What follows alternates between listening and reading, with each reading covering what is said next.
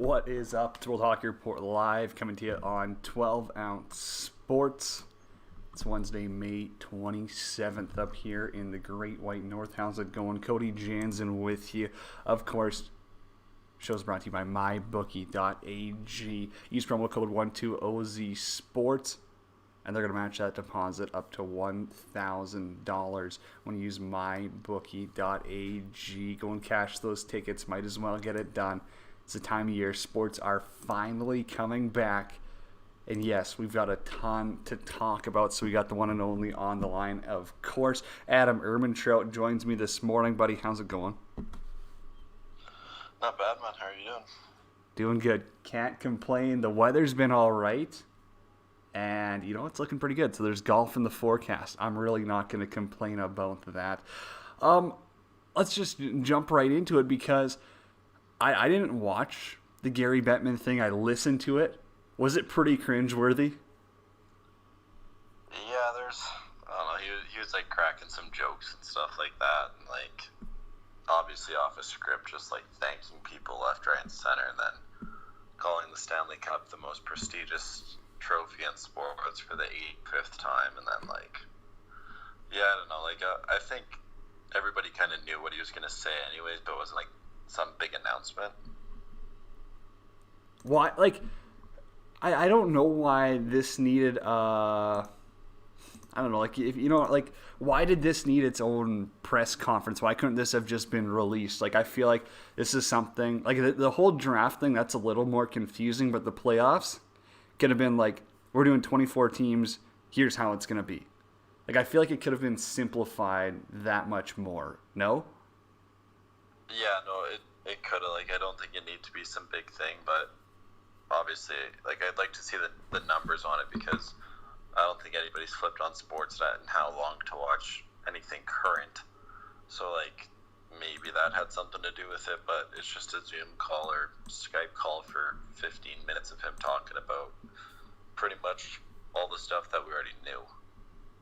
Yeah, that sounds about right. It didn't seem exactly necessary, but what's your thoughts? I mean, we've kind of known that it's going to be a 24-team format for a while, or we've heard about it at least. What was your thoughts on actually, kind of having it confirmed and knowing, yes, that first round is going to be a best of 5, that they're essentially planning to play. I get it. People are going to be like, well, they might not play, like this is just their thing. They still might actually just cancel the whole season.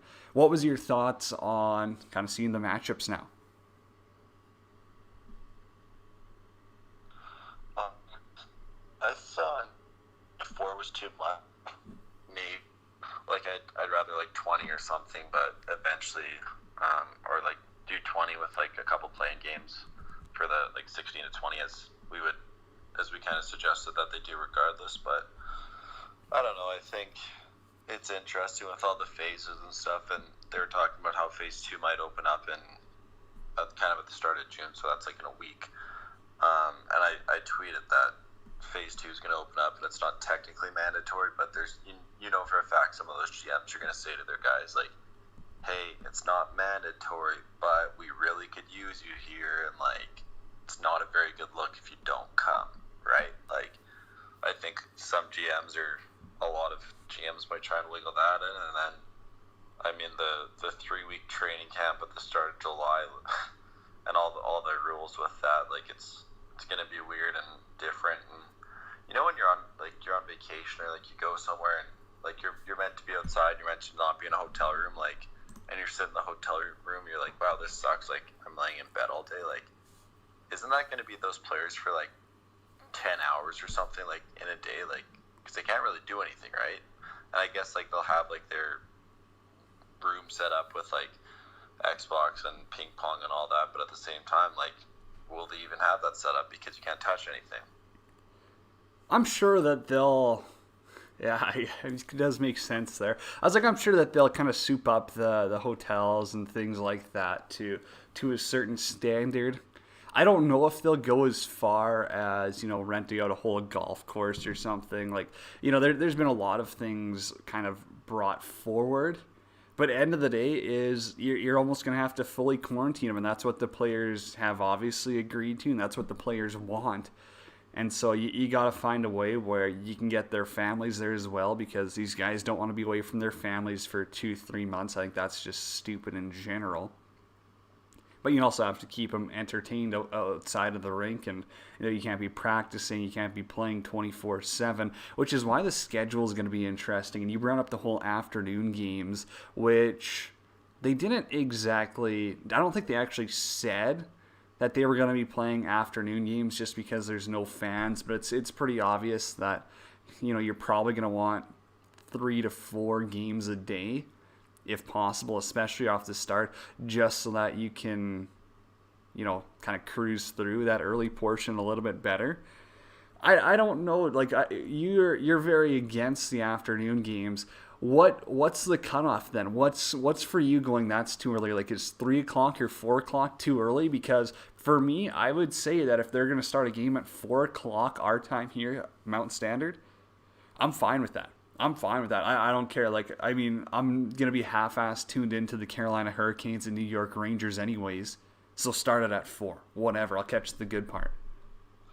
Yeah, like I think that's fine. And like I was just like kind of thinking yesterday, like you can almost look at the play-in round and tell and like kind of say who's going to be playing the afternoon games and who's going to be getting the big draws at night. Like, I think like Nashville and Arizona, or New York and Florida would probably be afternoon games, and then like Edmonton, Chicago, Toronto, Columbus, because it's Toronto, then Pittsburgh, Montreal, obviously are playing night games, right? So you can kind of tell, and it's not like we're gonna miss. I guess like we follow the Oilers closer because we live out here, but we're not gonna miss an Oilers game because there's no chance that they're starting the Art Ross winner and the best player in the world at 1 p.m. for nobody to see. Exactly. That's why I think that they can make it, work where they can have 4 games in a day. I honestly, and not have any overlap. Okay, well, maybe there's a little bit of overlap, but you know what I'm saying? Like, it's not going to be crazy. They also brought up a bunch of the hubs. I think 7 were in the West, 3 were in the East. If you had to give your 2 front runners, I know you're high on Edmonton, but like, is that one of your front runners, or do you think that there's 2 that are more likely? Well, apparently Vegas is a lock, so I just think like Vegas, like obviously the hotels and what you could do there, like nothing's open there, but like with the hotels and maybe by July or whatever things are open there. So Vegas, 95% sure that they are one, and then the Canadian ones are kind of tough because it's like nobody knows like if you're gonna go against the laws here about getting in and 14-day quarantining and stuff like that. So Vegas for sure, and I feel like it'd be something like Columbus or Pittsburgh if you really wanted to go in the East, and then yeah, Vegas for sure though. I do remember them saying that it doesn't have to be in the East. Like, they could have 2 West locations. I do think Bill Daly made his point pretty clear when speaking, saying, hey, the 14-day quarantine in Canada, if that's mandatory for pro athletes, that's going to be a huge deterrent. Because the 14-day quarantine up here isn't just like you have to be, monitored for 14 days. It's supposed to be like you can't see anyone, you can't be in a room with anyone. And so that is as far away from what the NHL wants as possible, because then you're going to be bringing these guys in who are already rusty from, 2-3 months off now, and then you're going to make them sit in a room for another 2 weeks doing nothing, like getting to work out and stuff. Maybe you get to skate a couple of times. That just does not make any sense why they would come to Canada. And I get it, you brought up the point, well, Edmonton, weather's not that bad in summer. Same thing with Toronto. But that's I think that's the last thing on their mind. They're staying in air-conditioned hotels. A lot of them are used to playing in the South, or they're living in the South anyways, or in a nice area when it comes summertime, so they're not scared of 30 degrees Celsius or 40 degrees Celsius. I don't think that plays a huge factor. Yeah, and just like a side note, the LA proposal was weird. It was like, oh, LA's still in the running. It's like, nothing's close in LA, and they're big things like like a practice facility that's close to the main rink, that's close to hotels, like you're not getting from like I saw this tweet yesterday. You're not getting from like the Kings practice facility to the Staples Center in 2 hours sometimes, right? So like that was just weird to see LA on there, but Yeah, I feel like it's more of just a big hub destination where lifestyle thing. yeah, like maybe like I don't know, I don't even know. Did they ask the players at all where they wanted to go, or was this just teams, cities, whatever, making their pitch of saying, "Hey, we can host it hypothetically." I feel like it was the team's bidding because like the players can't be like, I want to go to or like New York right now, right? Like they can't just be like, well, it'd be cool to play in New York. Well, it's like, well, can't really. New York's like kind of the epicenter, right? That's fair. That's fair. Okay, there was two teams that voted against the playoff formula, to get back to that, Carolina and Tampa Bay. I don't know if you heard or read their excuses. Carolina basically just said, hey, like, we thought that we would have a better, or, we hope to have a better shot at it, not kind of decrease our chances, which was obviously going to happen if there's a play-in round. Well, they went 0-4 against the Rangers. Yeah, well, that's a whole nother story. That was another jot note I had. But then Tampa Bay said, well, it's unfair to us because now these teams that are playing the play-in round, the winner's going to be sharper than them. Like, did you agree with their points? Do you think they're kind of just complaining to hear themselves? And like, should the NHL take any of their or should they have taken any of their complaints validly? Well, the Carolina one is kind of weird though because they made a trade with the Rangers this year for Brady Shea, and I guess they went 0-4, but it's kind of a crapshoot, right? Like you're the 6th ranked team playing the 11th ranked team, like you shouldn't be worried about that, right? And I said the same thing with Oilers fans or Penguins fans being like, oh, we got to worry about Patrick Kane or Carey Price. It's like, look, if you're the better team, it should show over 5 games, like a little different with Carey Price, but like if the Oilers are worried about Patrick Kane single-handedly beating them in a series, then like you're probably not too confident in your team. But yeah, Tampa, I don't know, like it's not like it's gonna matter. They might get swept again anyways, so I don't know. Like, why wouldn't like Boston complain, right? They were so far ahead of everybody winning the President's Trophy, and they pretty much could be the 4th ranked team in their own conference, right? So like if anybody had a right to complain, it was Boston, but Tampa's just kind of being the talkative team, I guess. I feel that I don't know if mature is the right word to use, but I feel like Boston's obviously they've been there, they've done that, and so they're kind of just like, whatever, throw whatever at us. We know that at the end of the day, this is probably the least of their worries. If you're scared, if you're Tampa Bay and you are scared of playing Carolina in the second round or Florida, whoever they would be matched up against at the end of the day, if that's what you're worried about, you're not going to win the Stanley Cup.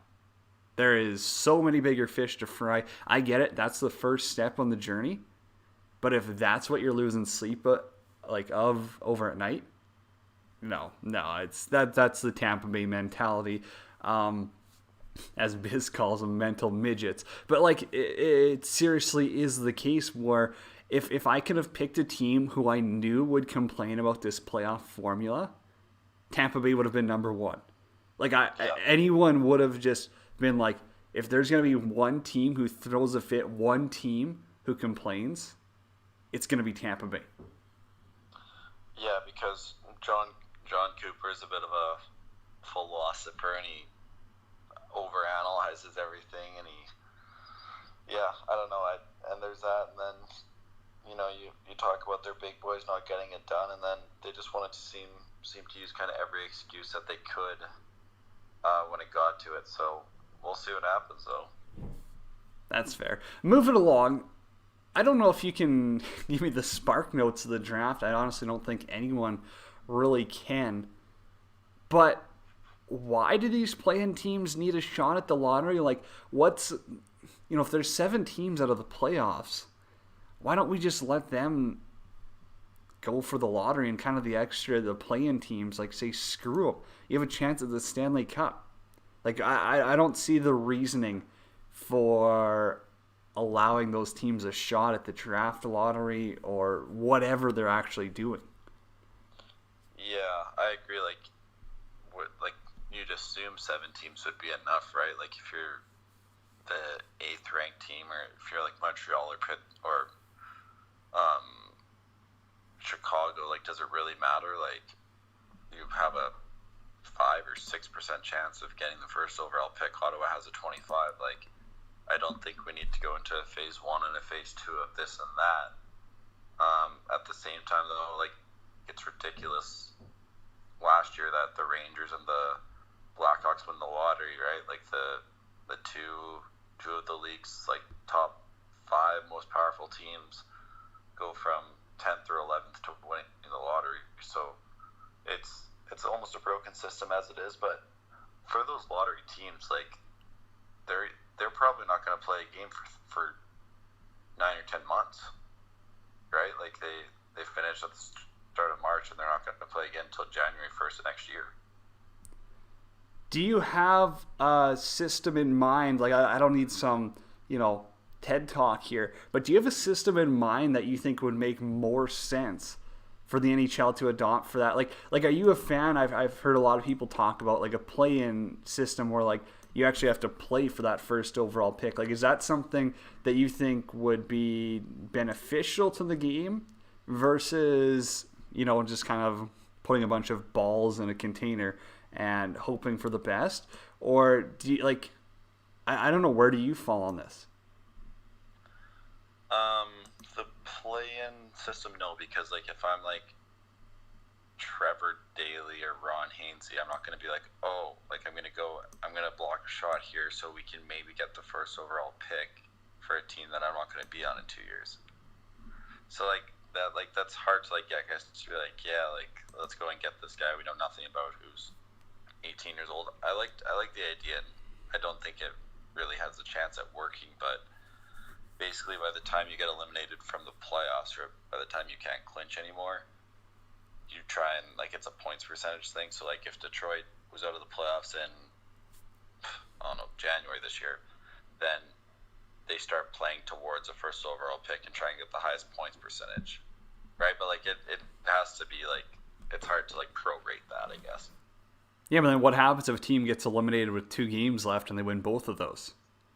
Well, then they're not. There would have to be a 15-game cutoff where it's you have to be out with 15 games left. Because if that team's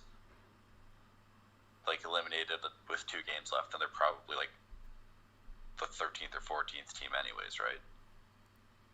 But Detroit's going to be eliminated at Christmas time, and then when it comes 15 games left, I just feel like that's such a unfair advantage. It'd be super hard to dictate, but I'd rather that than telling guys hey, you got to go to this tournament and play for a player that isn't going to help you for 2 years. Here's my thing: is I would set it up. You've got your bottom 6 teams, and so you're essentially playing for a spot. So you'd have the very last place playing the second last place. You'd have the last place team hosting. It's a 1-game thing, 1-game winner take all. They get the home ice advantage. They get the fans, albeit it's not this season, in front of empty rinks. And it's kind of just, you win, you get the first overall pick. You lose, you get the second overall pick. Same thing for 3rd and 4th. Same thing for 5th and 6th. I mean, if you're going to tell me that the NHL can't make more revenue off that than a stupid draft lottery that they're going to be putting on TV for, 5 people to watch, I don't know. I don't believe it. I think that's... I would assume that the players would be happy for that, because those extra games that are making decent revenue, that means less escrow or whatever they got to pay. So there's got to be a way for them to fix it, because it is a broken system. I'm not a fan of that at all. But I got to ask you, because obviously that oh, you got something to say on the draft still? No, I was just gonna say, from a player standpoint, if you asked guys who are on fringe playoff teams if they could trade their first round pick for a player that would help them, they would all say yes. They'd be yeah, I want to win now. Who cares about the draft and all that? Of course. No, so obviously that playoff bracket kind of blew up there. that was just something kind of did in the morning. Didn't think it was going to be that big of a deal. Everyone was freaking out. Maybe people forgot I did actually pick Philly to win it at the start of the year. I forget who you had to pick at the start of the year. I was going to go back, and then I realized. I think Dallas. Okay, that's maybe not the best look in the world, but hey, I mean, it is what it is. I still think, man, the Flyers got screwed because they were the hottest team in the NHL without no questions asked coming into this little pause and break. And so, yeah, they're going to get screwed, but I still think that they've got an opportunity where if they get hot, they'll be fine. I really think with that stupid Ford division leader reseeding, that's going to be massive.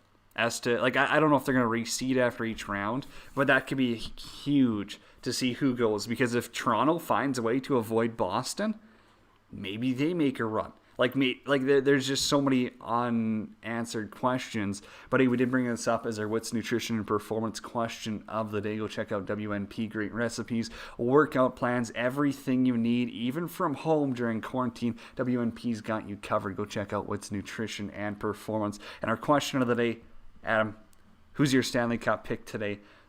We know the bracket. We know which 24 teams have a chance. And so if you got to pick one that says, hey, I can see them lifting a Stanley Cup in front of an empty arena, who are you going with? That's such a tough question because, at least, 8 guys per team are showing up out of shape, right? None of these guys are really working out or have access to gym, so it's kind of a crapshoot right now. I'll just go safe and go with Washington because I think that they set the tone on and off the ice in the league, I think. So let's go with Washington because if you look at Ovi, I don't know if it matters if he's 270 or 230. I think he's still going to score, and I think that if Holtby kind of gets her going, they could get hot. Do you not think that team chemistry plays an even bigger role now that these guys have been separated for so long? Do you think that the teams that are close, which I feel Philadelphia is a very close-knit group, just the way that guys like Hayes, Hart, they talk about each other, they seem like they're all very good friends. Do you think that plays a major role when these teams come back and kind of gelling versus, I'm not going to say that there's NHL teams with little high school cliques going on, but it's a known fact, there's NHL teams who don't get along as good as others, whether that is due to contract negotiations, guys' egos, guys being assholes. There's little things like that where I feel a close-knit team like a Washington, like a Philadelphia, probably has, even St. Louis too. That's why I got them. I don't see any reason why they couldn't go back to the Cup. I feel like teams that have bonded together as an actual group have a way better chance of making noise coming back from quarantine. Yeah, that definitely helps, but at the same time, I think hockey's hockey at the end of the day. You're not, looking up, if you see a guy that you don't like, it's not like you're not going to pass him the puck, right? You might not talk to him off the ice, and you hear about everything, or you see, Malkin and Phil Kessel screaming at each other on the bench, honestly, maybe they did hate each other off the ice, but on the ice, they played well together, so we probably read into that more than we do, where it's these guys said they liked each other, that means that they're bonded or something, but at the end of the day, I think it's just hockey's hockey type of thing. I just feel like the players who, maybe they're going into their UFA status, not going to name names here, but, if there's certain guys who you just know are not checked in, maybe they're not re-signing, that's a guarantee, or maybe they're just wanting to get to the off-season and kind of get their payday, I feel like that is going to cause a little bit of a problem. You still got to perform to get your payday. Yeah, for some of it. Yeah. I still think that, in a case of maybe a guy like Taylor Hall, if he performs, he gets $8 million. If he doesn't perform, he gets $6, $7. even if he doesn't, somebody's still going to be like, oh, this guy won a Hart Trophy 3 years ago. Like, I don't know. That's why I said, like, does it man. matter that much that he has this extravagant playoff? No, I really don't think it does. I think that either way, he's still going to get a very solid payday with a lot of term behind it. And so if he's kind of like, well, Arizona didn't work out, and I don't see this team going anywhere. He's going to go set himself up in L.A. or wherever, Anaheim, wherever he wants to be, like, as his retirement home almost. Because he'll be signing a 7-year deal. I think a guy who would actually might matter for is Tyson Barrie, because like he had a pretty brutal start to the year, and Toronto fans seemed to hate him, and he wasn't even on their power play. Like, I think for him to show that he can still play and play at a high level, like in this like 2-month playoffs or month playoffs, like I think it matters for him more than it matters for Taylor Hall. And we will get you on to break down the series. We'll go one by one eventually. We will get that because I think that there's there's some very good first round matchups here. I'm not going to lie. Like, Calgary, Winnipeg, Edmonton, Chicago. Like, those are actual legitimate series where it's such a shame that you don't get to, see Rogers Place bump and see the Saddledome going. It actually makes me like a little sad inside to know that we're not going to get authentic playoff hockey. But if that's your main reason for putting an asterisk beside this season, I mean, you're such an idiot. Like, there's been seasons that have had like 40 regular season games, and you're not going to put an asterisk by that. Like, shut up if that's your reasoning. A couple of answers on that WNP question of the day. Rando says Edmonton. Jenny Wren says Washington. So she agrees with you on that one. I'm not exactly sold. Adam, we're going to close off with this because you had a few, I wouldn't call them harsh words, but you had some strong opinions on Buffalo and Jason Botterill in particular. Yeah. I don't even know how that came about. Like, did they announce that they're keeping him around, or what really set you off? There was like a Buffalo reporter who I guess was well connected and said that he's returning. I don't know. It was just like kind of like a... Like, I don't really know, like, he didn't really have a plan going into this season. Like, he hired Ralph Krueger as a coach, and, I mean, guys love him, but he hadn't been a coach for a couple of years, and anybody with a set of eyes who's watched hockey before probably could have told you that giving Jeff Skinner anywhere over $6 or $7 million was going to be a mistake, and he gave him 9, and he had 14 goals and 23 points this year. And then, like, the middle stat pick wasn't a bad one, but they rushed him into it. Like, he was playing games way too early, and they didn't really develop him because they're just like, oh, like, we need a second-line center. So, yeah, it's this 19-year-old kid who's 165 pounds. That's our second line.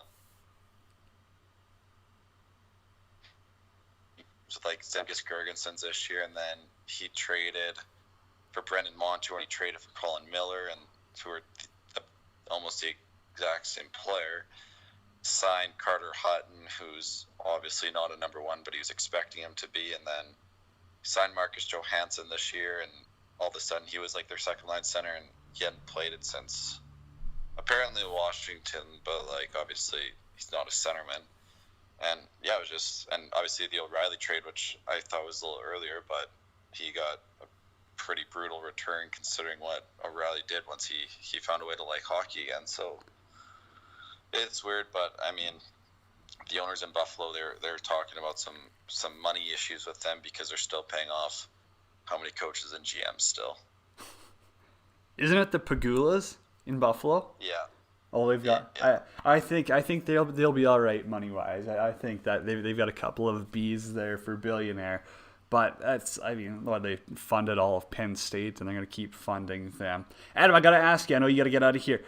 But obviously, there's been a lot of university college teams being cut. Alabama Huntsville, pretty much the most recent, unless they raise like $500,000 by Friday.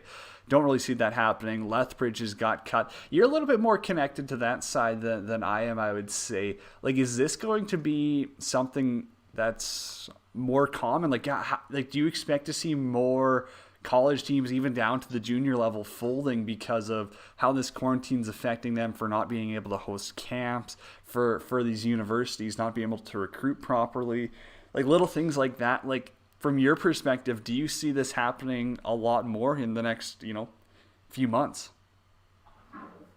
Maybe a bit. Like I think there's a couple like smaller market teams or universities that can't do it, and it's weird because this was a year for the kind of Canada West to get those, like, what was it, like Nate and Trinity Westerns, and I think Grant McEwen, not Nate. Like that, like, go into the. Oh, sorry, yeah, they're all going to go into the actual U Sports League instead of their, I guess, like, second level league. So I think that was a good idea to begin with, but at the time, like, those are smaller market schools, and even here the University of Saskatchewan built like a $35 million rink, and I think they've been in it for 2 years, and they can't use it this entire year because it's a hospital thing now, and they spent money renovating it, so now they're gonna have to play their games at SaskTel Center or in Prince Albert or in Melfort, so you're not getting the gate that you would. Like, students are free, but there's still some older people that paying. So it's definitely a hit, but at the same time, like, the Western Hockey League scholarship program's a bigger thing, and like those teams pay, I guess, but it's still, you're not making any. You're probably losing money at the end of the day, but a lot of these deep-pocketed universities can afford it. Aren't all university teams losing money? Like, I don't. Who would actually make money? Like, with all the travel that U of S does, all the flying around places like that, there's no way they make money. Even I would say U of S is probably one of the most profitable ones outside of, I don't know, like New Brunswick maybe. Yeah, I don't, like, I guess, like, them getting back-to-back 3,000 person sellouts in the finals, like, that probably pays some of the bills, but with all the stuff they get, like, I don't know, like, how profitable. Like, UBC flies everywhere, so it's like hard to see them making a ton of money either. So I don't know, it's poorly marketed everywhere, right? Like university hockey, and you'd agree that's some of the best hockey. Like, it's twice as good as junior hockey, right? So I don't know, it's hard to see why people don't support it more, but it just seems like they don't. They kind of get screwed over with the whole free students or cheap students as well, where your ticket prices now, like, having 3,000 is great, but how many of those are paid tickets? There's little things like that people really don't think about.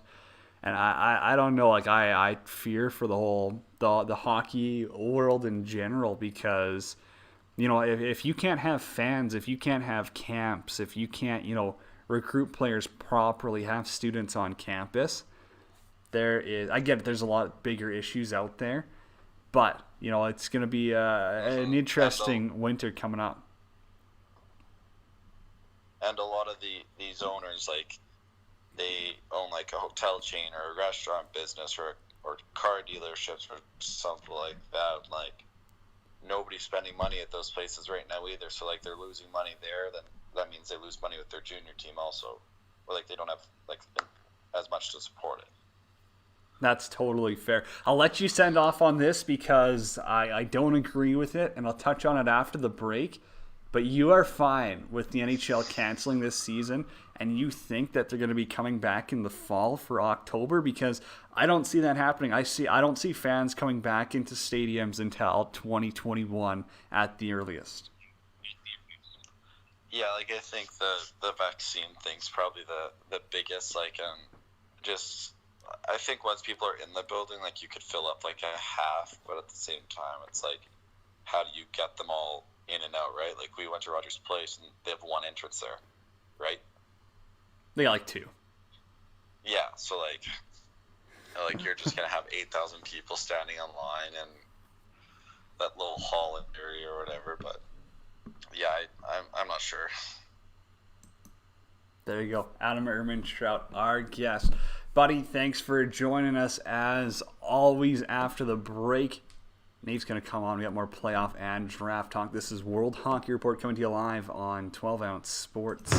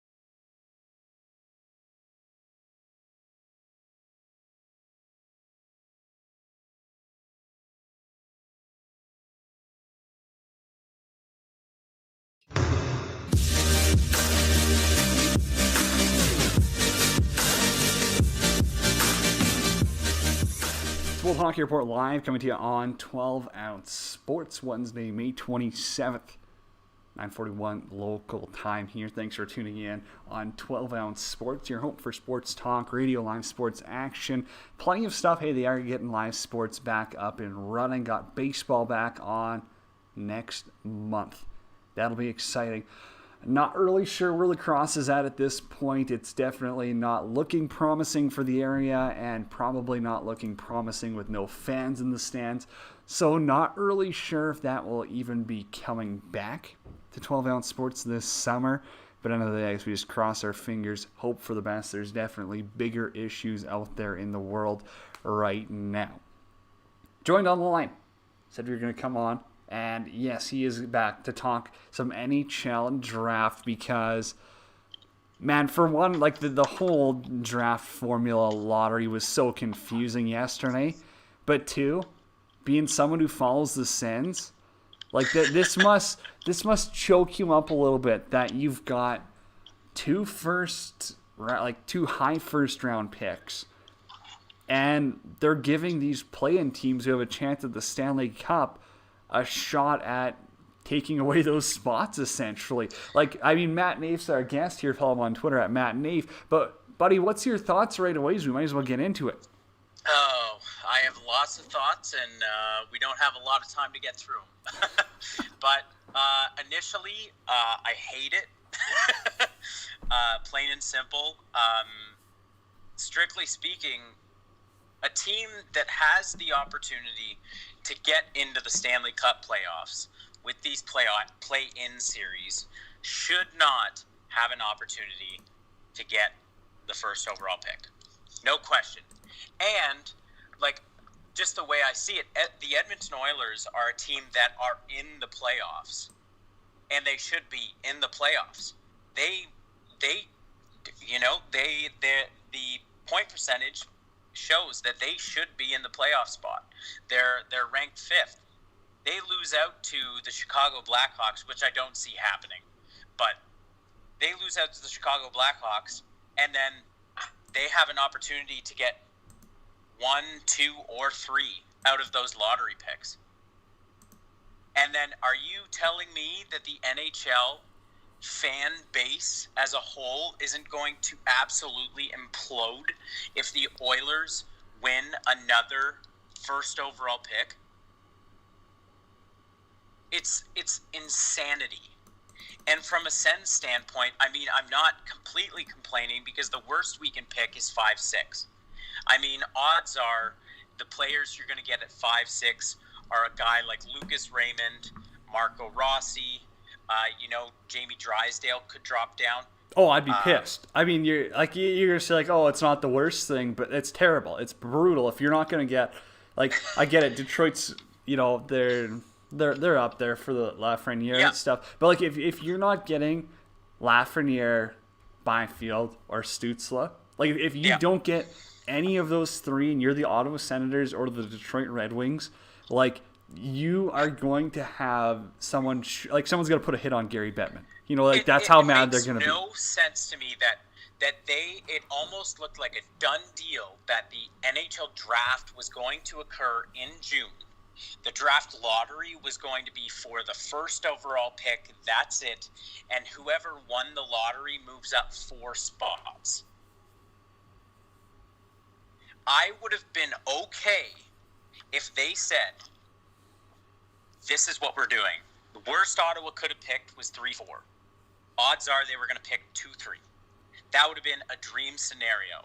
And as soon as every Ottawa Sens fan heard that, they said it's too good to be true. It's not going to happen. And what do you think happened? Now you have teams that complained that they were not getting the ability to get into the draft lottery. But at that time, when that rumor came out, there was still the idea of a 2014 playoff format. They have the ability to play into the playoffs. And you have teams that are saying, I want my cake and I want to eat it too. Or whatever that saying is. That was close enough. Yeah, something to that effect. But Like, it's basically saying, like, I want to win, but I also want to lose. Like, it's BS. And now you have a team who, Detroit is arguably one of the worst teams I've ever seen put together on paper and on the ice. They're not Jimmy pretty. Howard, terrible goalie. Wow. Not great. Not great. No, and then you have a team that Tyler Bertuzzi was your all-star. Like, I mean, sure, Dylan Larkin is a good player, but maybe he's like a second-line center on a really good team. Like, that team needs help. And, like, in all honesty, they probably should be getting the first overall pick. If I'm a Sens fan, I'm not cut up about the fact that they get the first overall pick by default because they're trash. No, And it's they fair. are. It's fair. And the draft was completely ruined by the Edmonton Oilers being god awful and not having a lick of an idea how to draft properly and not how to make it and making a team. Like, I don't think Ken Holland is that good a GM, but he's miles better than what Peter Chiarelli did. And even before that, Craig McTavish, are you kidding me? Yeah, that doesn't take much to beat. Yeah, and even Buffalo to an extent. Like, how many times have they missed the playoffs and then needed to take a 9 good straight. pick? Yeah. 9 years of being bad. Hey, the Oilers haven't Like- made it 12 of the last 13. I mean, everyone wants to talk about how great things are now. But Yeah. let's not remember, like, the past dozen has just been, a bunch of pissed off people up here. It's a Absolutely. totally different environment that now they're good. I mean, they could care less about the draft lottery, honestly. Like, that's the last Yeah. thing on people's minds here. Yeah. Now they're going to complain about the playoff format, which, whatever, Yeah. that's a totally different thing.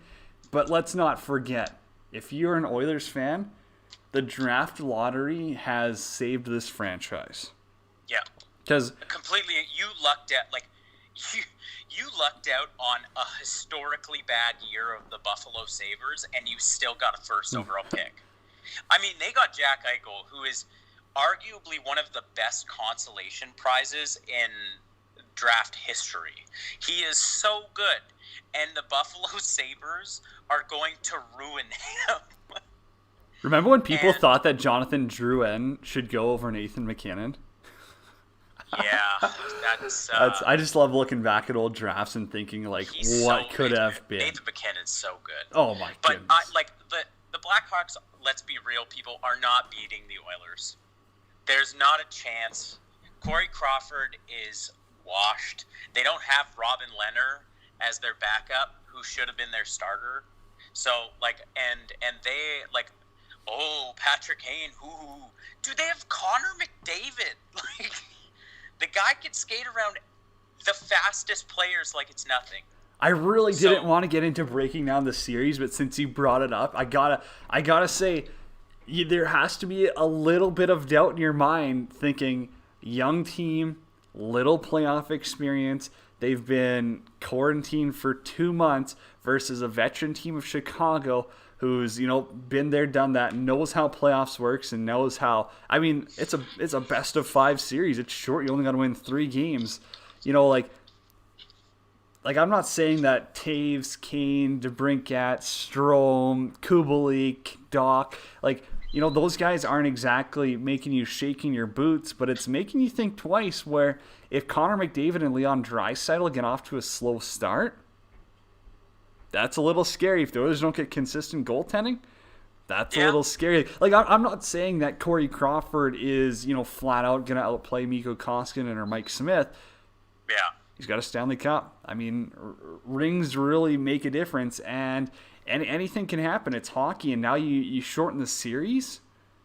I mean, you're not sitting comfortably if you're an Oilers fan. Like, you're not exactly. You shouldn't be worried per se, Yeah. but you shouldn't be penciling yourself in for that first round of playoffs. I genuinely think that the Oilers can sweep the Blackhawks. Fair. Hey, it I, could. I It don't could. have much faith in the current state of the Blackhawks, but if there's one series that I think the team that's not in the actually there's two. The team that's not in the playoffs can beat the team in the playoffs. First is the Florida Panthers over the Islanders. Yeah, no question. Because the Islanders, since the Pajot trade, have lost every single game. Just wanted to put that out there. Whoa, is that some shade being thrown at JG or no? No, I love Pajot. He's Okay, great. But I'm okay. just saying, like, I think that's they a were little lifted by shade. some really good goaltending. And I think the Rangers could beat the Carolina Hurricanes. People were losing it online when I said it. I mean, Shesterkin, it's the same. Shesterkin is so... He's a game breaker. It's the same thing as Carter Hart, Matt Murray, Yep. Jordan Binnington. These are goalies. They're usually pretty young. I don't actually know how old Shesterkin is, but they don't have a scouting report on them. Not enough players have Yep. placed them. You can't go off video in the KHL. Like it's such a different dynamic Yep. where I really don't care how much confidence Carolina thinks they have from last season in the playoffs. A hot goalie. That's how I pick my series. That's how Montreal has an honest chance against Pittsburgh, because I get it. You might hate Carey Price, but his quality start percentage is still up there in the top 5. So, if a goalie gets hot, anything can happen. It's the playoffs. It's NHL. And now you've shortened that series by 2 games. Don't count anything. I think all of the matchups in the East are up in the air.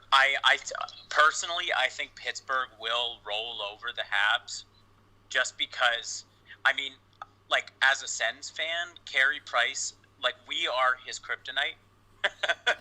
I think I've seen him play a couple good games against the Sens, and this isn't to say that Carey Price isn't arguably a top 3 goalie in the league. He's had some bad years, but he's been playing on some bad teams. I really like Carey Price. Pittsburgh has some quality guys. So, and Sidney Crosby in the playoffs is money. But the Jackets and the Leafs, that could be a close series, because I really like Merzlikins. That guy has the ability to do the exact same thing that we talked about, like Shesterkin. So I think all of the matchups in the East are interesting, whereas the West, there's a little more clarity of who I think would win.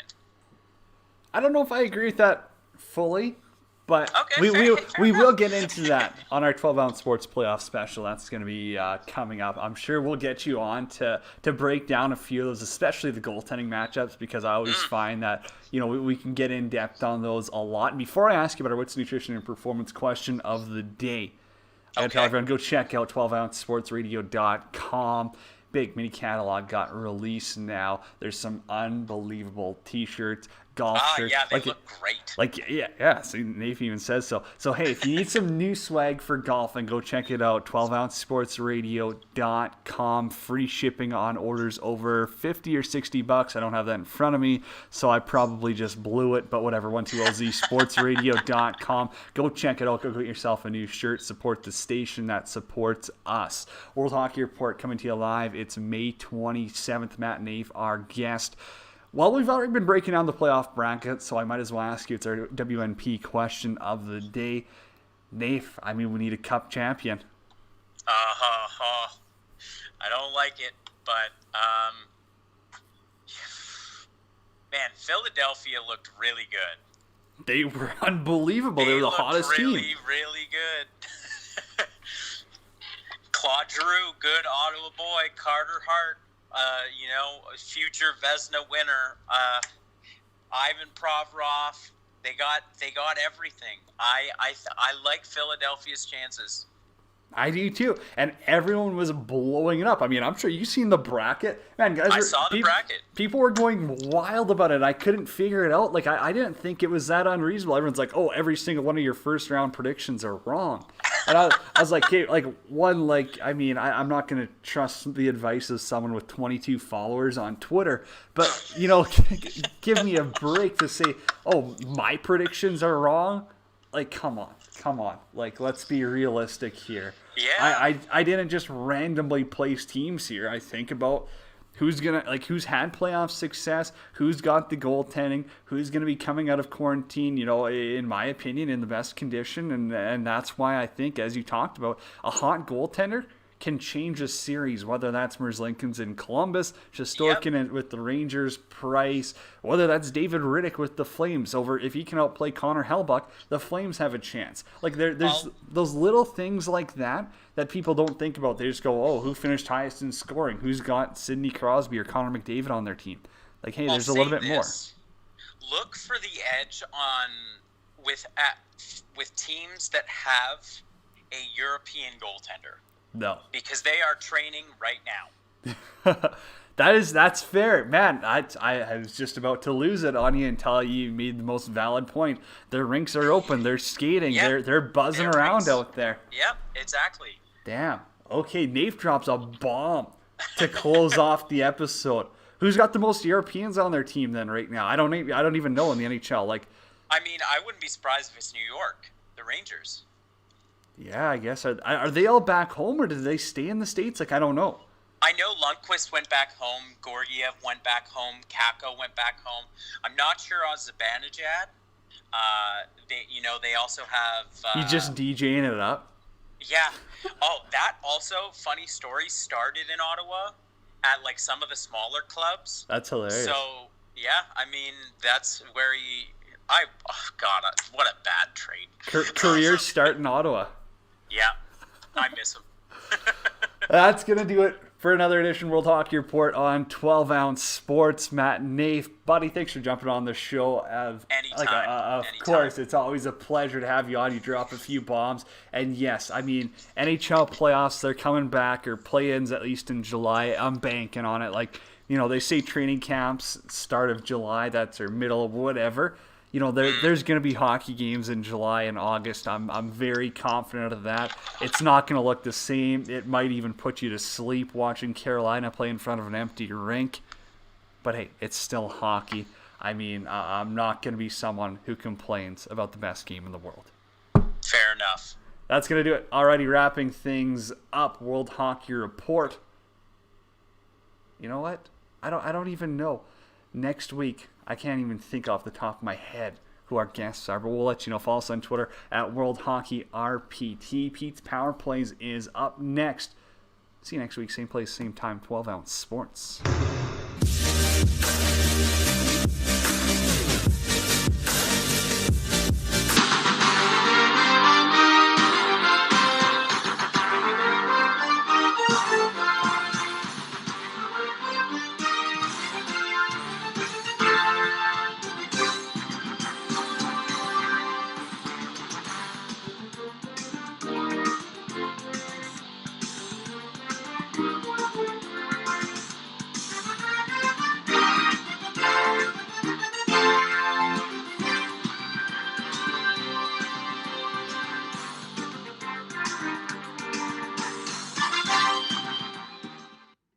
Good afternoon, ladies and gentlemen, and welcome to the Wednesday, May 27th episode of Pete's Power Plays, hosted by the one, the only, King on the Ice himself, Philly Pete, and we are live as usual on the 12 Ounce Sports Network and Zingo TV.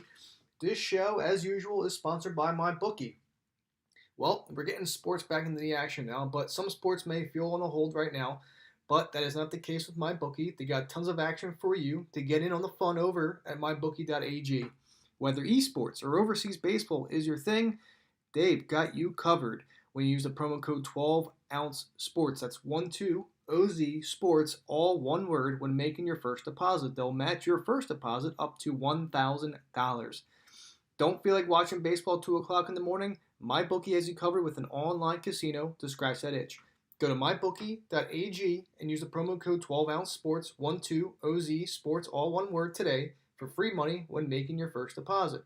Also, if you're looking to freshen up your look for the summer, you have to check out 12 Ounce Sports' new line of clothing. We've got everything from shirts, sweaters, beach towels, and phone cases. Find the store online today at 12ozsportsradio.com under the Our Store tab. There you'll find a wide variety of clothing items, colors, and sizes that will suit your style. That's 12ozsportsradio.com under the Our Store tab. Also, Seat Giant as well. Like I said, when we do get people back into the stadiums here, please make sure you check out Seat Giant when it comes to the first row, first seat of any sporting event of your choosing. Also, Zingo TV. When signing up for a Zingo TV account, please make sure you use the promo code 12ounce. That's 12OZ. Once again, all one word, 12OZ. When signing up for an account with Zingo TV, and from there, you all will be streaming all these phenomenal shows that we can provide for you during these times. And what better way to do it than starting with an account of Zingo TV? And again, you'll be streaming all these amazing 12-ounce sports shows that we can provide to you and give you as much entertainment as we can during these troubling times. Also, we have a brand new 12-ounce sports mini catalog with a bunch of shirts that we can provide for you. We got classic white t-shirts that are $25. We have a white, my favorite one right here is the white quick dry golf shirt. Now, I mean, this is golf season now, so I mean, golf shirts are the way to go. Beautiful material. Those are $40. Highly recommend it. The navy t-shirt, which is also $25, and then a corner logo t-shirt, another, once again, $25. These are going to be hot. I highly recommend each and every one of you that are tuning in right now to definitely check out the store and this mini catalog that we were selling, these amazing and comfortable shirts for the summer. I'm telling you right now, these are going to be hot commodities. They're going to be flying off the shelves. Please. And and we'll go from there. So that's the way to go. Once again, check out the mini catalog of 12-ounce sports shirts that we have on sale right now. And what can I say? These are going to be hot commodities. Like I said, everyone's going to be on top of these. These are going to be really, really fresh and really, really going to be nice to wear, especially when once you're out and about, represent yourselves. And what better way to represent yourself than being a part of the 12-ounce sports team? So, ladies and gentlemen, I am 100% better. My allergies were acting up yesterday. I wasn't feeling well yesterday when I woke up. My stomach was kind of bothering me, and and my allergies have been killing me. So that's actually I can't complain. It was actually the first time this allergy season that I've been really feeling like crap. So, however, I got a good sleep. I'm ready to rock, and here we are on Wednesday. A lot to talk about. A lot to talk about. We have. Like I said, Bundesliga returned last weekend. We have a lot going on. The NHL 2014 playoff format has been approved, like I mentioned on my show last week. That was also one of my specifics that I had about a month ago, saying that they should go straight to the playoffs, and I stand corrected.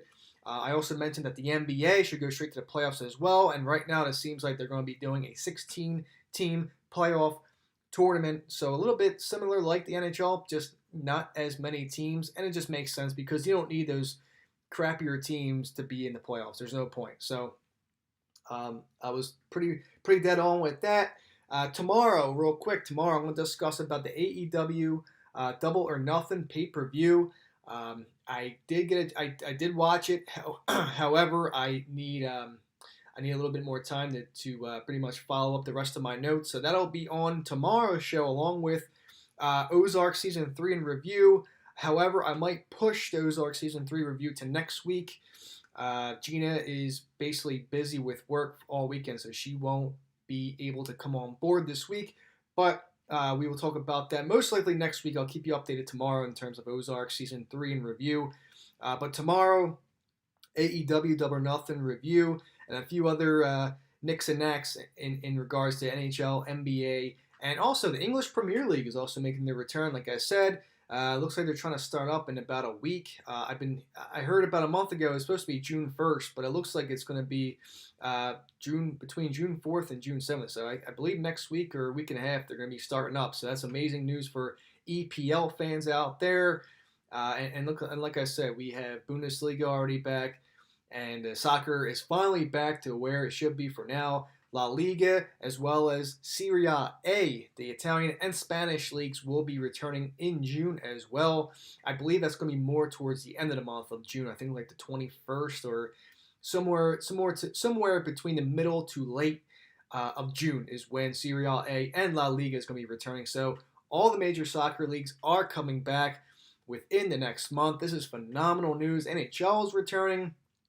NBA most likely is going to be returning and following the same footsteps as the NHL, which makes a ton of sense.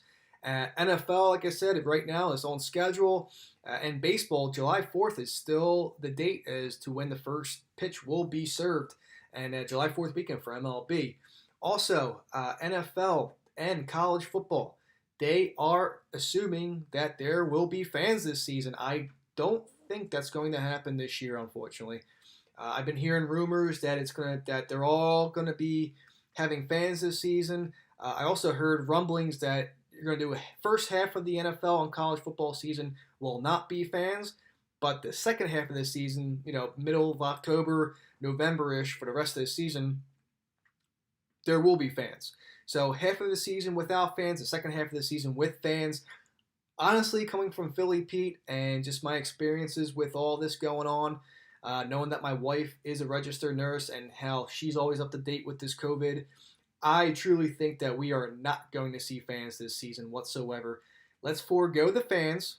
You could have some in-game crowd noise, like I mentioned this before on numerous shows ago. I just think that you have to have some sort of sound, some sound in there, because you don't want to hear the offensive plays, in the huddle, because if there's dead silence, the defense is going to hear that, no problem. So Bundesliga, after their first successful weekend, they actually had crowd noise in their stadiums, and they also had cutouts of fans that are actually season ticket holders. So Borussia Dortmund played Bayern Munich the other day, and Borussia Dortmund's fans were cutouts. They had cutouts of their fans. They also had in-game crowd noise, just to basically balance off the talk and all the plays. So I think, to me, in terms of the fans, 2020 is going to be a very, very fanless season. And if NHL and NBA are going to be doing that without fans, then personally I just think it's right, and it makes sense that there's no NFL nor college football fans this season. Wait till next season. Wait till 2021. When this COVID is under control, and there's vaccines out now, eventually by the new year, so then you can get acclimated and fans could actually come back into stadiums next year. And of course, Penn State, my alma mater, they hold 115, 120,000 fans, and they're bleacher seats. It's just like Ann Arbor. The Big House is also, they're top two. Big House and Beaver Stadium are the top two largest college football stadiums out there right now. And it's tough to me because I've been to both. They both have bleachers, and you're literally shoulder to shoulder with somebody. That's not going to happen here with this virus. I'm sorry, but there's going to be no college football fans. There's going to be no NFL fans this season. Like I said before, I'll say it again. Wait till next season to bring back the fans. It's not worth the risk.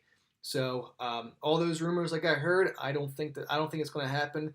And why have half a season with fans and half a season without fans? That kind of defeats the purpose. I get it. You all want to get back and watch your teams live in the stadiums, but for the safeness of all of us, wait till next season. And I do think at the end of the day here, we're going to get it next season. So in-game crowd noise. Also, they're going to have in-game crowd noise on TVs as well. So we're hearing basically what the players are hearing on the field. And we'll see what happens. It's going to be it's going to be a very different season. It's going to be a really, really different season for the NFL, college football, and the rest of the major sports that are coming back into action. So first and foremost, let me get into this real quick. I know you all have been patiently waiting for my top 5 quarterbacks and top 5 tight ends of fantasy football for the 2020-2021 season. From yours truly, Philly Pete, as the daily fantasy daily fantasy football sports guru that I am. You guys will hear it first as the fans you are that are tuning in. So you know what? Let's just start off with the quarterbacks real quick. I know that's a big deal. I have a couple differences from compared to what I'm seeing here. However, my number one overall quarterback is Patrick Mahomes, by far. By far, you could argue that Lamar Jackson is up there too, but he doesn't have the weapons. He cannot. Honestly, to me, I don't think he's ready to throw the ball yet. He's very inconsistent, Lamar Jackson, and the reason why he is this high, Lamar Jackson, is because of his elusiveness and how quick he is. He does everything with his legs. He just does not have the arm yet, nor does he have the weapons. So we'll see this season. Obviously you had Hollywood Brown, but that's really it. But Patrick Mahomes, to me, is my overall number one quarterback this year in fantasy football. You can't go wrong with this guy. His projections to me in points overall, he's going to be average. He's probably going to hit up to at least 350 points this season in fantasy. And, he might be close to 5,000 yards this season too, and possibly 35 to 40 touchdown passes. That, to me, I just think that, you can't go wrong with Patrick Mahomes.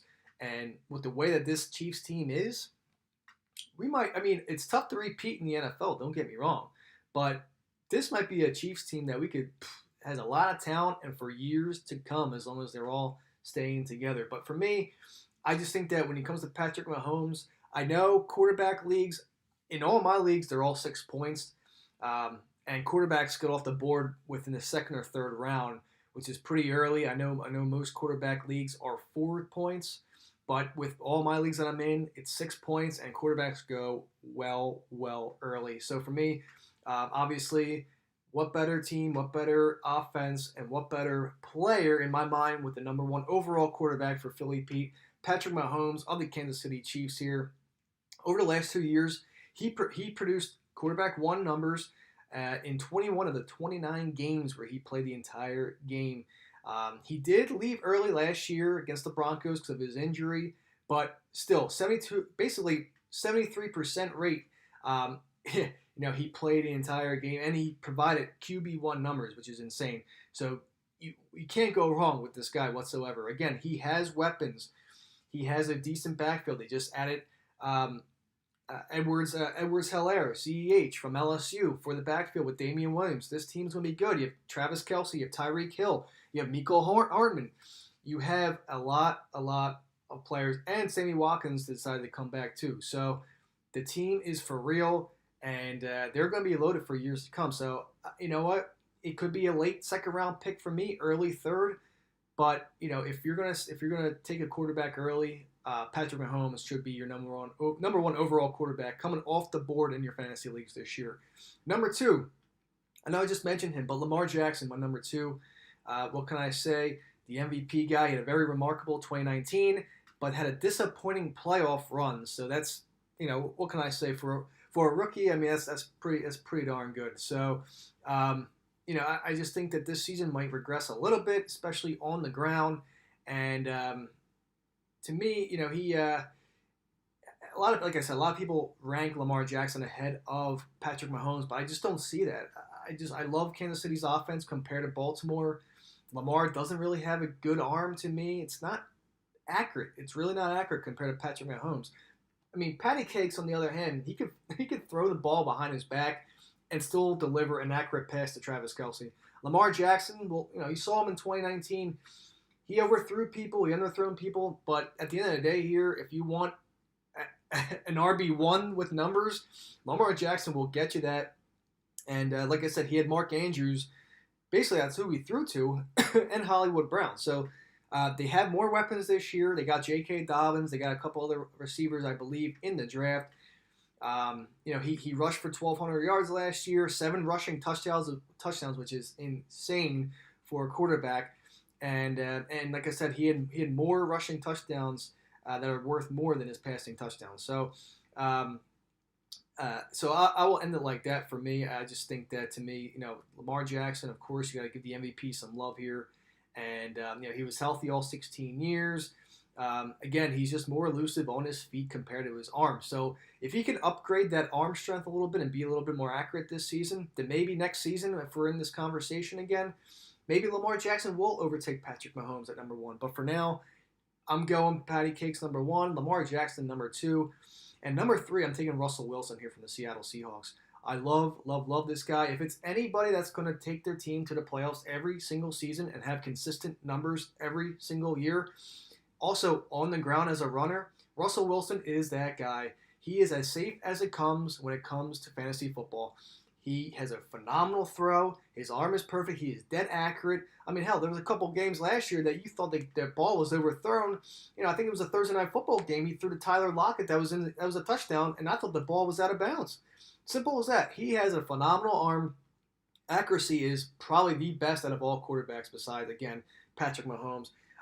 He's very consistent. He's elusive. He has eyes behind his head. He can run. He just is a scrambler big time, and he has all of it, Russell Wilson. He really, really does. The floor is there for him, and like I said, now you have an up-and-coming DK Metcalf with Tyler Lockett. I mean, this could be a very, very big passing season for Russell Wilson, and give him a little bit more upside as well, since he could obviously run the ball a lot.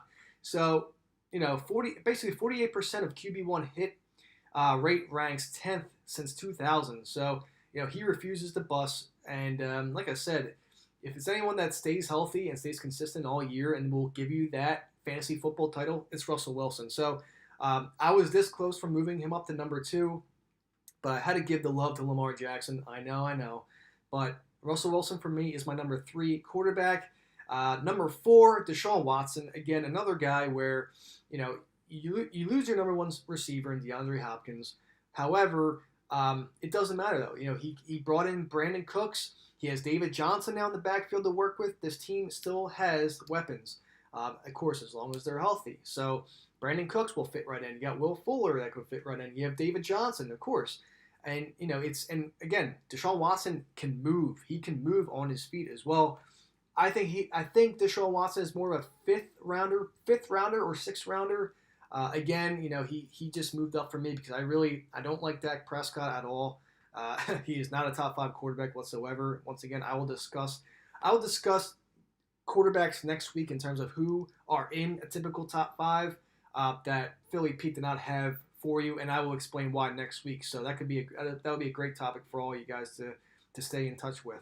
But again, he has the speed, and they also have Kenny Stills and Randall Cobb as well. So and Kiki Kuti as well. So 5 receivers right there, and David Johnson. I think he's gonna be pretty loaded this year, Deshaun Watson, and he's been so efficient through the air, and and he could run as well. So I think this year he might run a little bit more compared to last year because of no DeAndre Hopkins, but with the supporting cast with those receivers I just mentioned, I just truly think that Deshaun Watson is a top 5 quarterback. That's why he is number 4 for me.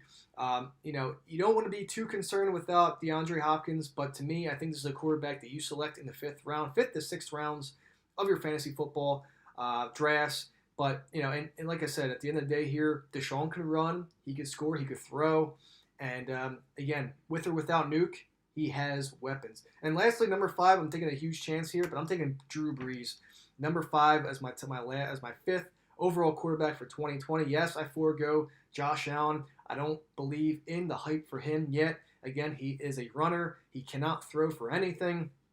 Hopefully this season with Stephon Diggs, he could do a little bit more than that. But to me, Josh Allen is not a top 5 quarterback. Also, Kyler Murray, he is he's right on the cusp for me. Kyler's number 6 for me as my quarterback. But unfortunately, again, I need to see more of him before I can compare him into the top 5. So Kyler, Dak, and Josh Allen will be discussed in next week's episode of Pete's Power Plays as to why they are not in my top 5 and more to come. So number 5, Drew Brees. You know what you're getting out of him. I know he's getting up in age, but basically will be a top 10 quarterback option every year. I know he's, like I said, he turned 41 already after the new year. But to me, as long as he's healthy, he still has the same supporting cast, including the top overall wide receiver in fantasy football drafts is none other than Michael Thomas. So I do love Drew Brees here. Again, a great supporting cast. He has a healthy Alvin Kamara now in the backfield. And I always give love to the indoor quarterbacks.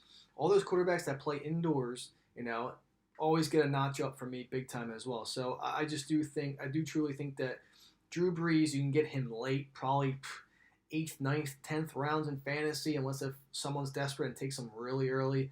But to me, I think that this is a do or die season for New Orleans. You know, they've been always on the cusp. They got heartbreak the last 2 years with Minnesota, and this season could be a Saints year. You know, they're overly due. Again, Drew Brees doesn't have much time left, and if it's any year to do it, it's this year. And again, the supporting cast we know quite well. Now, again, you could add on Jared Cook, you could add on Taysom Hill, but Michael Thomas and Alvin Kamara, you know, that's all you need with that Saints offense, and why not get along with Drew Brees? So Brees basically rounds out my top 5. Again, supporting roles in Tier 2 that I'll discuss next week. Dak, Kyler, and Josh Allen will be discussed next week as to why I did not have them placed in my top 5. Real quick, I want to be quick with these. My top tight ends, my top 5 tight ends real quick. Number 1 overall, Travis Kelce. No ifs, ands, or buts about this one. You know what you're going to get out of Travis Kelce. TK87, he is the man. And again, with the best quarterback in the league, you have to give the benefit here to Travis Kelce, and he is the best tight end in the league right now. So Travis Kelce, my number 1. No surprise here, George Kittle at number 2. He is another freak of nature. I mean, he just bowls over people. I hope he can still keep the same momentum as he did last year into this season. We know Jimmy Garoppolo, he did have a great season as well. It basically led into their Super Bowl run. So I do see a nice potential here for George Kittle to maybe overtake Travis Kelce this year. But again, I got to see a little bit more of George Kittle, and boy, did I did last year. So as long as Jimmy G's healthy and thrown straight to George Kittle, I mean, again, you're not going to complain about drafting or having one of these two tight ends when it comes to fantasy this season. And they're also early second round picks too, so be on the lookout for that. Number 3, again, Zach Ertz, my number 3 Philadelphia Eagles tight end. A little bit of a down year after beating Jason Witten's record of receptions last season. 2 years ago. Last year he had took a little bit of a step back here. However, you know, we know Dallas Goedert is still continuing and emerging of the addition of tight ends for the Eagles. And but once again, you know you're going to get out of Zach Ertz. He did finish basically for 50 targets and number 5 overall on the team. But again, he is still a top 3 tight end, regardless of what anybody says. He's consistent. He'll give you touchdowns, and that's just the way to go. But with Goddard, of course, you know, it's a little bit scary with that. But again, I wouldn't worry about that. You know, you got Rieger. You don't know what the outcome of Alshon is going to be this season. Deshaun Jackson. These are receivers that are still injury prone. Ertz being 29 years old, he's still in his prime. He may or may not take a step back this year, but I just think with the offensive weapons that Carson has and the consistency of Zach Ertz and the relationship they have with each other, I just think that Zach Ertz is still a top 3 tight end for me. Number 4, Mark Andrews. Again, you have to have Lamar throw to somebody, and Mark Andrews had one hell of a season last year. And now Hayden Hurst is officially gone. He's in Atlanta now. So Mark Andrews takes the cake here in Baltimore, and the sky's the limit. Sky is the limit. And you know, with how Lamar is this season, you can see a little decrease in Mark Andrews' touchdowns. But again, since Hurst is gone, I think that Mark Andrews, his ceiling could go on and on and on. So Mark Andrews, number 4. And last but not least, I'm giving him a very, very great chance here. I know he's always injury prone, but I just think that maybe this is his comeback season. Hunter Henry of the LA Chargers, my number 5 tight end here. Darren Waller, I'm hearing there about. I'm not really sure. I know he had a great year last year, but he's number 6 for me. Hunter Henry, I moved up to number 5. I just think at the end of the day here, he is a lock to be a top 10 tight end. But I just think he has so much more upside to consider and to give, especially being hurt for the last couple seasons now. But again, he got hurt last year, but he still produced double-digit fantasy points per game while he was on the field. So hopefully Hunter is healthy this season for once. Third time is a charm. And maybe, just maybe, he will be a top 5 tight end when everything's said and done here. But for me, for Philly Pete, Hunter Henry rounds out my top 5 tight ends for the fantasy football season. So that concludes that. Real quick, I got, like I said, I have about, I could extend it a little bit. I could extend this show a little bit. Because, again, I wasn't on here yesterday. So I just want to catch up with each and every one of you. Also, I hope you all had a phenomenal Memorial Day weekend. I know I did, obviously, besides yesterday. But I hope everyone had a safe and sound Memorial Day weekend. Weather was great. And, happy Memorial Day weekend. Again, I hope you enjoyed it. Once again, real quick. The mini catalog, the 12-ounce sports mini catalog. Please check that out. We have a amazing selection of T-shirts, navy and white. Couple of the shirts here are $25, but the golf shirt is $40, and I highly recommend any of these shirts. But if you really feel uncomfortable, all this material is comfortable. It fits like a glove. It is phenomenal. These are going to be hot commodities soon enough, and these are going to be off the hangers in no time in the 12-ounce sports store. So I'm begging you all out there tuning in, I highly consider buying these shirts big time. And again, all these shirts are all comfortable, all easy fit, perfect. The golf shirt, like I said, is just a phenomenal shirt. It's comfortable. Obviously, if you want to get out and use a golf shirt, what better golf shirt to use than a 12-ounce sports golf shirt? 100%. But these are going to be hot commodities this summer. I highly recommend it because these are going to be off the charts in no time. I guarantee you all. So again, get your shirt now from 12-ounce sports. Also, so real quick, the Tiger Woods, Tom Brady, Phil Mickelson, and Peyton Manning game. So it was Tiger and Manning versus Brady and Phil. What a game. What an absolute match. It was beautiful. A lot of trash talking, which you're expected to hear. The weather wasn't great, but it couldn't do any wrong on Sunday. It was a great event. Great, it was for a great cause, for charity. And, they raised $20 million, and of course you can't do anything while it's raining out. You have to smile because this is a fantastic event that everyone loves. And it's good to see sports back. Like I said, it's in funds for the coronavirus relief, and $20 million, that's just phenomenal. I mean, it's very, very nice to hear. And, what better way to have these legends on the course and, play some golf while everyone's at home drinking beers and relaxing during this Memorial Day weekend and have some fun. So, Tiger Woods, man, it's been about almost 100 days since we saw Tiger in action. And, of course, the last time we saw him, he didn't look good. But, hey, listen, Woods shot 77 at the Riviera on February 16th. And that was and he basically made the cut at the Genesis Invitational. But he complained that his back was stiff, and then, of course, the Masters last year that he won. So he's trying to defend that title. But, again, it's been since PGA Tour was shut down because of the corona. Woods hasn't played, but neither has anyone else. So the time off has done him some good. Woods didn't miss the fairway. He was dead on perfect. Every shot was nice that he had, especially during rainy conditions. So Tiger still has it. Let's be honest here. Phil being Phil, he did his best to hype the match and went out of his way to say he'd be taking Tiger down again. But, of course, it didn't happen. But, again, this is Phil being Phil, talking all that crap. This is why he is an amazing character, and that's why he's just a well-liked golf player. So, other than that, he gave a shout-out to one of his sponsors on a long drive hole. He's zipping around his golf cart, having fun with it. And, he set up an eagle putt by Brady, on the par 4. And, they all just enjoyed themselves. It was nice to see. Brady finally had a bounce back.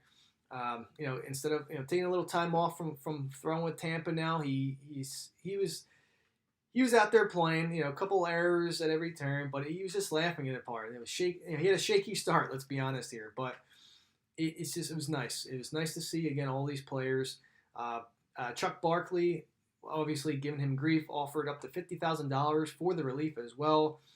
If Brady could hit a par 3 green, and he missed terribly. So, again, Brady just choking on the green as usual, but it's okay. It's all good. But it was nice, though. Again, Brady gathered himself up after that. And like I said, it was nice again, very very nice to see these players come out for a great cause. Um, Peyton Manning, his enthusiasm was obviously great as well. The retired quarterback obviously brought a lot to the second edition of the match. He was always fun, engaging. He admitted how tough it was afterwards to step into the arena with Tiger and Phil and play a sport that he has no idea about. But he hit great shots though. He had a great round. He had some phenomenal shots, making an early birdie putt as well to put his team 2 up, and hitting a great iron approach shot late to help keep the team 1 up. And he played pretty darn well for not knowing the game. So these 4 guys just had a fun time despite the conditions. I loved every bit of this golf outing, and for a great cause as well. So guys, thank you so much for doing that. That was awesome, and a very crowd pleaser as well. Lastly, for the last couple minutes here real quick before I hop off the air, I just want to do the unveiling of the 2014 playoff format. I know last week I talked about my simulation, and then about a month ago, I'm going to say I did my Stanley Cup Finals run, and I had the Flyers beating the Vegas Golden Knights in 7 series. So here we are. There's still a lot of questions that needs to be answered. Where and when the 2014 playoff will actually take place. Also, the boundaries of U.S. and Canada are still closed until another month. So that really depends. That really depends on that situation as well. So if NHL is coming back, then that the border between Canada and U.S. have to be lifted within the month. So that's the big key right there. Also, the timetable for this, Gary Bettman said teams could return to training camp on July 1st and beginning games in late July. So this could be towards the end of July, and it just makes a lot of sense here. But there's no firm dates. No one can give us a date. Even if you're trying to guess, no one has an idea. COVID testing, the NHL plans to test players every evening for COVID-19. I believe this was a report by ESPN's Emily Kaplan here, but that is the truth. Bettman always says the league could conduct 25 to 30,000 tests. It makes sense. You have to do this. Make sure that the players are safe and ready to play, because you don't want to, God forbid, if someone tests positive, God forbid, you just got to cancel the whole thing out. But testing just makes sense. You have to do this. Like I said, the format, the top 4 teams in each conference will receive a first-round bye, play in conference-based round robins, 3 games each to determine their seedings, 1 through 4. The remaining 16 will play best of 5 series to determine which 8 will advance to the second round. Makes sense. It's good. It's a good format. Length. Bettman, like I said the League and Players Union has not decided whether the second round will be best of 5 or 7. The conference finals and Stanley Cup will be best of 7 as usual. Second round for me, I still think you stick to best of 5. And then of course when you get to conference finals and Stanley Cup, it should move to 7.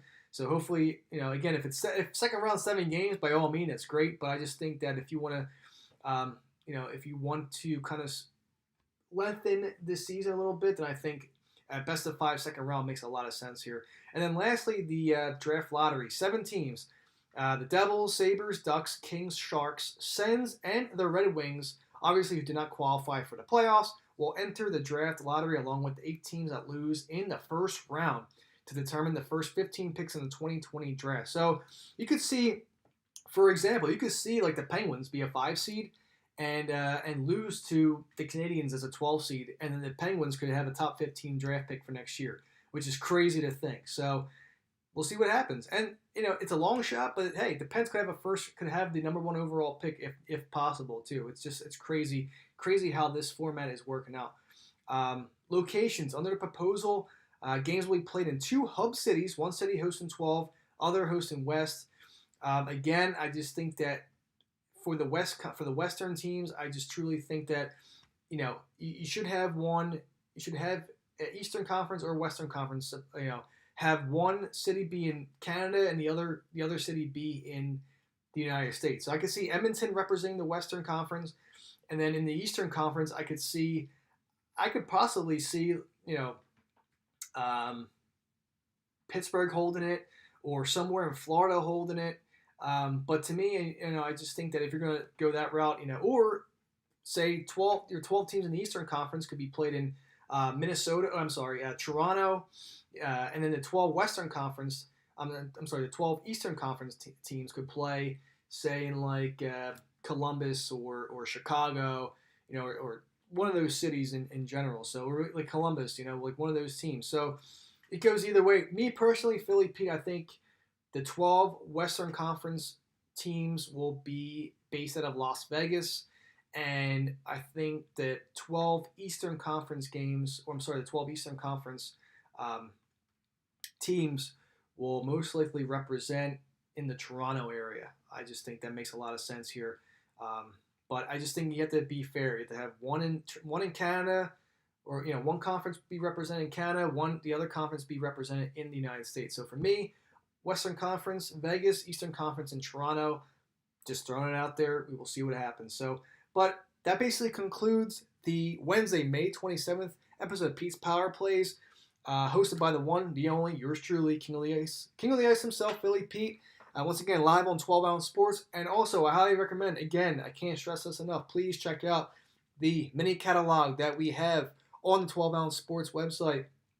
A bunch of shirts, golf shirts, navy and white shirts, all comfortable, all ready to fit, all ready to wear. Fits like a glove. These are going to be hot, hot, hot commodities. I'm telling you right now, hotter than the summer. Please go in there, check them out, and buy them as soon, because they're going to be off the hanger soon enough. So, ladies and gentlemen, thank you so much for tuning in. I will be back here tomorrow. Hope everyone has a phenomenal Wednesday, and I will see you and talk to you guys tomorrow. Later.